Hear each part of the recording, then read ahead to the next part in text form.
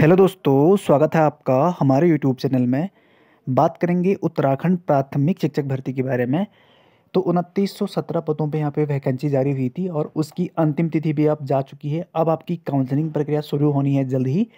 तो 2917 पदों के सापेक्ष 24,000 प्लस आवेदन गए हैं पूरे उत्तराखंड से।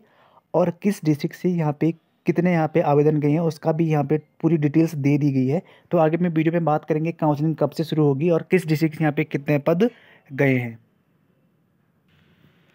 पहले इसको पढ़ लेते हैं। यहाँ पे जारी हुआ है, प्राथमिक शिक्षकों की नियुक्ति से पूर्व सार्वजनिक होगी यहाँ पे मेरिट लिस्ट।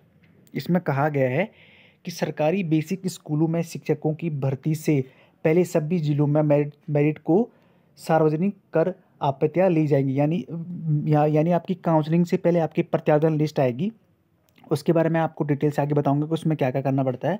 और उसके आगे कहा गया है कि यदि किसी स्तर पर तथ्य या दस्तावेज में गड़बड़ी की शिकायत होती है तो उसको तत्काल जांच किया जाएगी। ज़रूरत पड़ने पर मेरिट में संशोधन भी किया जाएगा। शैक्षिक जाति अनुभव प्रमाण पत्र में पूर्व में हुए फर्जीवाड़े को सबक लेते हुए शिक्षा विभाग ने यह निर्णय लिया है। बेसिक शिक्षा निदेशक रामकृष्ण उनियाल ने शुक्रवार को हिंदुस्तान को बताया कि इस संबंध में सभी डीओ बेसिक को कड़े निर्देश दिए हैं। हर आवेदन को बारीकी से जांच किया जाएगा। यदि भविष्य में कोई गड़बड़ी पाई गई तो उस पर यहाँ पे कार्रवाई की जाएगी। प्रदेश में 2906 बेसिक शिक्षकों की भर्ती प्रक्रिया आवेदन लेने की प्रक्रिया शुक्रवार शाम बंद हो गई है। उनियाल ने बताया कि अब विद्यार्थियों से आवेदन पत्रों की जाँच की मेरिट बनाई जाएगी। मेरिट तैयार होने के बाद उसे विभागीय वेबसाइट पर अपलोड कर दिया जाएगा। आपत्तियाँ और सुझाव के लिए मांगे जाएंगे। यदि किसी स्तर पर संशोधन की जरूरत होगी तो उसे नियुक्तियां करने से पहले कर लिया जाएगा।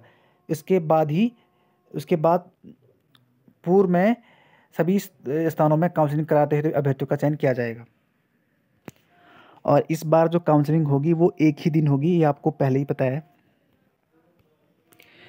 तो अब बात करेंगे कि किस डिस्ट्रिक्ट में कितने पदों पे यहाँ पे फॉर्म गए हैं। देहरादून और चंपावत में देहरादून में यहाँ पे एक पद के सापेक्ष 19 दावेदार हैं और चंपावत में एक पद के सापेक्ष यहाँ पे 12 उम्मीदवार हैं। अब सबसे बड़ा जो वो है कि 24,225 यहाँ पे फॉर्म गए हैं सभी डिस्ट्रिक्ट से। तो यहाँ पे कुछ ऐसे अभ्यर्थी हैं जिनके द्वारा 3 से 4 डिस्ट्रिक्ट में फॉर्म भरे गए हैं। किसी ने यहाँ पे 4 से 5 डिस्ट्रिक्ट में यहाँ पे फॉर्म भरे थे, इसलिए आवेदनों की संख्या यहाँ पे बढ़ गई है। कंपटीशन तो होगा ही, मेरिट बेस यहाँ पे सिलेक्शन होगा। जिसका जितना मेरिट होगा वो उसका सिलेक्शन यहाँ पे पहले होगा। तो 24,225 पदों पर यहाँ पे टोटल अभ्यर्थी हैं आपके। उसके बाद बात करते हैं, अगर हम जिले वाइज बात करें तो पौड़ी जिले में 304 सीटों के लिए 2150 आवेदन गए हैं। चमोली में सबसे ज़्यादा पद है 446, यहाँ पे 2198 आवेदन गए हैं। रुद्रप्रयाग में 182 पदों के सापेक्ष 1736 आवेदन गए हैं। टिहरी में 315 के लिए 2073 आवेदन गए हैं। उत्तरकाशी में 226 पदों के लिए 1701 आवेदन गए हैं। देहरादून में 41 पदों के लिए 818 आवेदन गए हैं। हरिद्वार में 184 पदों के लिए 2312 यहाँ पे आवेदन गए हैं। नैनीताल में 190 पदों के लिए 2310 आवेदन गए हैं। अल्मोड़ा में 142 पदों के लिए 1869 गए हैं। बागेश्वर में 190 पदों के लिए 1752 गए हैं। चंपावत में 75 पदों के लिए 960 गए हैं। पिथौरागढ़ में 326 के लिए 1885 आवेदन गए हैं। यूएस नगर के लिए 309 पदों के लिए 2451 आवेदन गए हैं। यहाँ पे आप देख सकते हैं, कहा गया कि बेसिक शिक्षक भर्ती में सबसे ज़्यादा प्रतिस्पर्धा देहरादून और चंपावत में होगी। जहाँ देहरादून में 41 पदों के लिए 818 आवेदन गए हैं, वहीं चंपावत में 75 पदों के लिए 960 गए हैं। शुक्रवार शाम बेसिक शिक्षक भर्ती में लिए आवेदनों की प्रक्रिया यहाँ पे संपन्न हो चुकी है। प्रदेश में सभी जिलों में 2906 पदों के लिए कुल 24,255 आवेदन गए हैं। इस हिसाब से औसत एक पद के लिए 8 दावेदार मैदान में हैं। यदि जिलेवार आंकड़ा को देखा जाए तो सबसे ज़्यादा प्रतिस्पर्धा देहरादून और चंपावत जिले में होगी। अब आपकी जो काउंसलिंग प्रक्रिया होगी वो यहाँ पे 25 जुलाई से यहाँ पे पहले होनी थी। तो इससे पहले आपकी प्रत्यावेदन लिस्ट आएगी।